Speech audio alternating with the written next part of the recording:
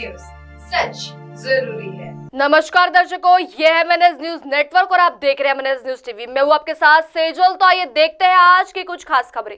एक नजर डालते हैं आज की हेडलाइंस की ओर।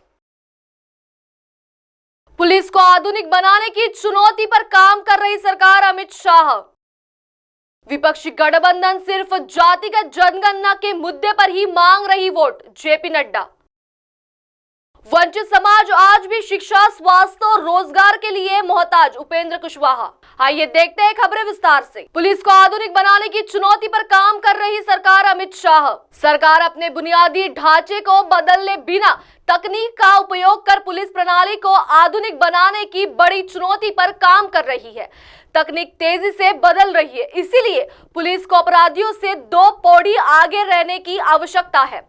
यह बात गृह मंत्री अमित शाह ने नेशनल फॉरेंसिक साइंसेज यूनिवर्सिटी में एक सेमिनार के दौरान कही। गुजरात में अमित शाह ने कहा कि 3 नए आपराधिक कानूनों के लागू हो जाने से अगले 5 वर्षों में देश के अपराध को लेकर न्याय प्रणाली विश्व में सबसे उन्नत होगी।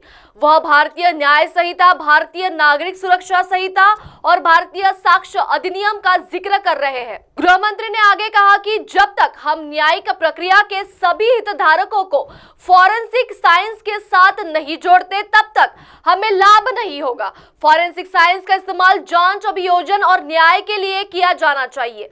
अब वक्त आ गया है कि शिक्षा में फॉरेंसिक साइंस को अपनाकर कदम आगे बढ़ाया जाए। अमित शाह ने आगे कहा कि जैसा कि हम एक मजबूत नींव के साथ आजादी के 100 वर्ष के सफर की ओर बढ़ रहे हैं, मैं आपराधिक न्याय प्रणाली के सामने 4 चुनौतियां देख रहा हूं। अपने मूल ढांचे को बदलने बिना इसे आधुनिक पुलिस प्रणाली बनाने के लिए इसमें प्रौद्योगिकी को शामिल करना हमारे सामने एक बड़ी चुनौती है। आइए बढ़ते हैं अगली खबर की ओर। विपक्षी गठबंधन सिर्फ जातिगत जनगणना के मुद्दे पर ही मांग रही वोट, जेपी नड्डा। शहर के थलतेज इलाके में गांधीनगर लोकसभा कार्यालय का उद्घाटन करने बीजेपी अध्यक्ष जेपी नड्डा पहुंचे। इस दौरान उन्होंने कार्यकर्ताओं को संबोधित किया। उन्होंने कहा कि कांग्रेस और विपक्षी गठबंधन सिर्फ जाति जनगणना के नाम पर वोट हासिल करने की कोशिश कर रही है। उन्हें किसी भी वर्ग की चिंता नहीं है, न ही विभिन्न वर्गों के कल्याण की परवाह है।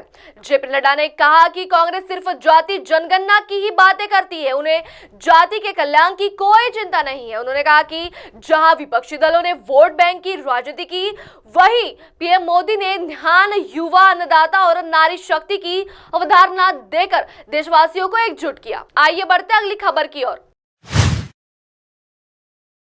वंचित समाज आज भी शिक्षा, स्वास्थ्य और रोजगार के लिए मोहताज, उपेंद्र कुशवाहा। पटना में राष्ट्रीय लोक जनता दल के राष्ट्रीय अध्यक्ष व पूर्व केंद्रीय मंत्री उपेंद्र कुशवाहा ने कहा कि हम बार बार ठगे जाते रहे हैं। वंचित समाज को आज भी अपनी शिक्षा, स्वास्थ्य एवं रोजगार के लिए उसी तरह मोहताज रहना पड़ता है। कर्पूरी जी के नाम का सहारा लेकर 3 दशक तक 2 सरकारों ने सत्ता संभाली। एक ने तो अपने परिवार के पुश्ता दर पुश्ता लोगों के लिए अंकुरित संपत्ति बनाई, तो दूसरे ने उसकी फिर से समर्थन देकर कर्पूरी जी के सपनों को चकनाचूर कर दिया। कुशवाहा मंगलवार को पटना के श्री कृष्ण स्मारक भवन सभागार में राष्ट्रीय लोक जनता दल द्वारा आयोजित जननायक कर्पूरी ठाकुर के जन्म शताब्दी समारोह को संबोधित कर रहे थे। उन्होंने कहा कर्पूरी ठाकुर को अपने जीवन काल में 2 तरह की ताकतों से मुकाबला करना पड़ा।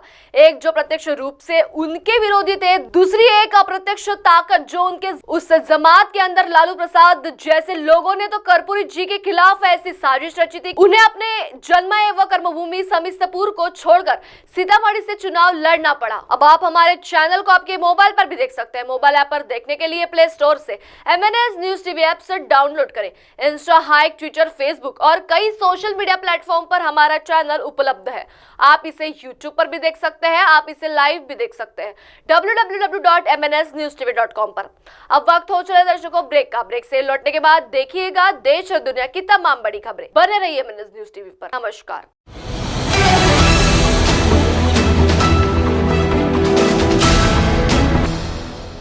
ये है एमएनएस न्यूज नेटवर्क और आप देख रहे हैं एमएनएस न्यूज।